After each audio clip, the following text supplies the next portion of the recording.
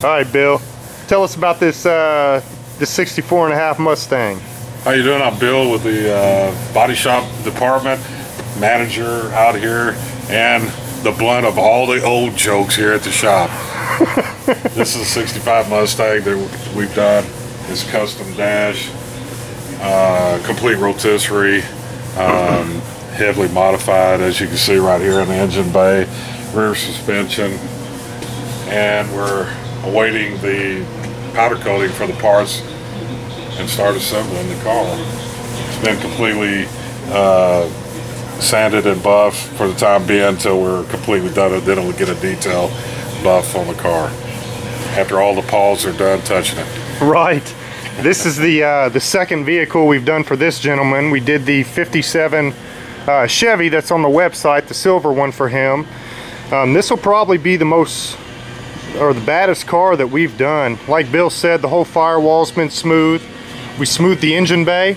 We're putting a 2007 GT 500 engine in it with a Mammoth Supercharger, which is pushing 830 horsepower. That's what it hit on the dyno.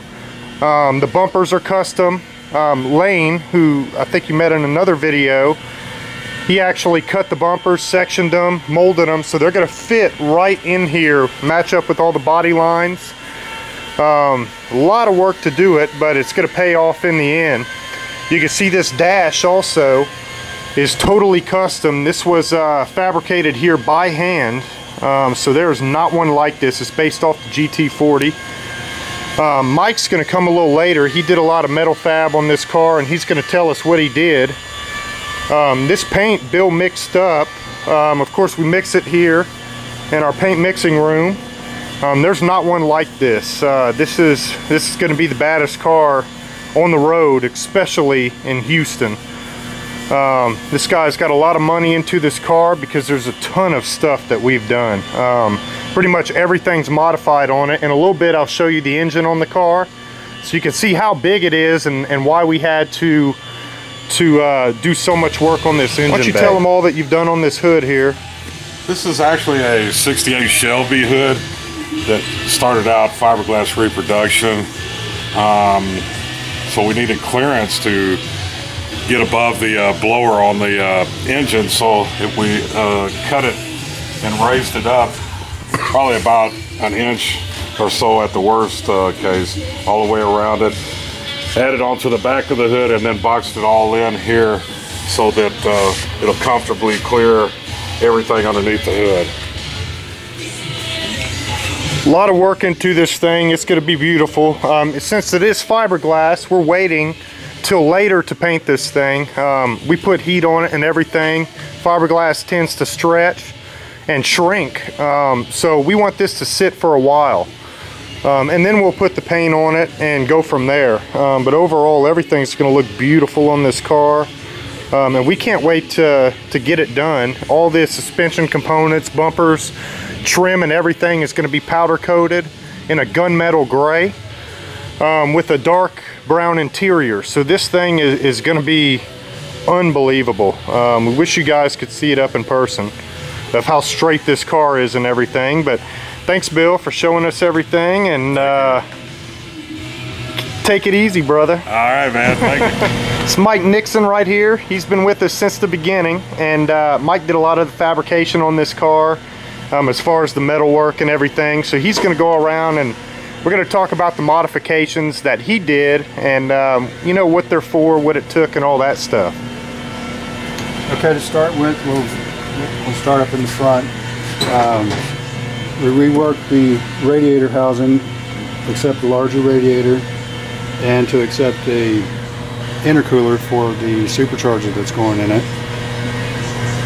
The air intake for the motor is going to be coming in behind the headlight bucket and through the front.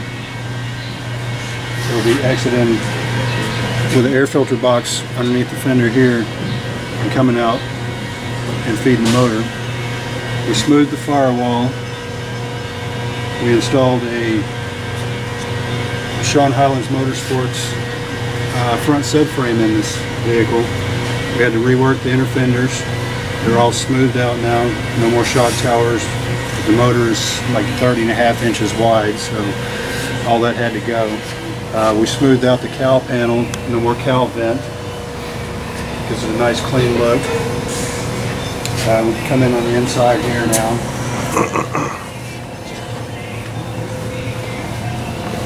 On the dash, we removed the factory dash pad. Give it a nice clean look. We have defrost vents that I flush mounted in here. Completely reworked the instrument cluster on the vehicle. The customer was going for a late model Ford GT supercar look on the interior, so that's kind of what we were going for here. We deleted the glove box on the other side, put a nice little half pipe in there, give it a little contour. We flush mounted the AC vents, molded them all in. We had the center AC controls are going in here. I had to widen the transmission tunnel to accept the 4R70 transmission that's going in. It's considerably wider than a C4. We can move on to the back here. Customer didn't want his convertible top sticking up high. The factory would have been probably about 6 inches higher. So I reworked the top side of the inner fender wells here, lowered them down so it gives it a nice flush look, as well as widen the inner fender wells so you can accept a 12-inch tire on the rear. Making our way back to the trunk, you can see the 2-inch width right here. All this was cut back. And like I said, we're going to get a 12-inch tire in the back. The front side here, these little humps they're actually 90-degree 5-inch exhaust pipes that we had to cut in to allow for the 3-inch exhaust that I custom made for the vehicle. We installed billet hinges here for the trunk. There'll be a runoff of actuators right here, so there's no springs anymore.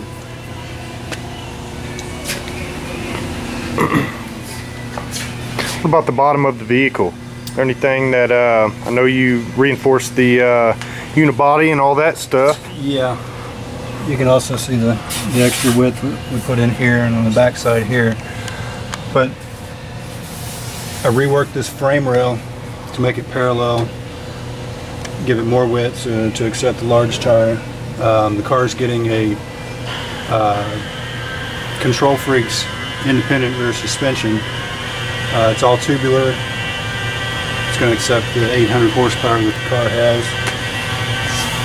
Yeah, buddy. We reinforced the underside, installed frame connectors, flush mounted them into the torque boxes up in here. These frame connectors actually run from all the way back here to about a midpoint up here. They're not just aesthetic on the outside, they're actually going to be functional. We also smoothed out every weld underneath the car. It's going to get undercoating, but if you wanted to base clear it, it would look just as good as the top side when it was done. Mike, tell us a little bit about why you had to reinforce the frame on this. And well, you have to reinforce it, especially on a convertible. With that much horsepower, you're going to get chassis flex. When that happens, your doors aren't going to shut right. You're going to start wrinkling body panels. The car is just going to twist in half if you don't tie it together. Without a roof line on the car, it will really flex a whole lot. Well, awesome. Well, as you can see, there's been a ton of work done on this car. Like I said in the other video, there's not one like it. I mean, this whole thing has been modified to fit the modern engine that we're putting in it, as well as tweak the whole look of the car. You know, certain aesthetics. I mean, of course it looks like a 64.5 Mustang, but when you get close to the car, you see all the modifications to it. This is going to be a hit this year at the Houston Autorama.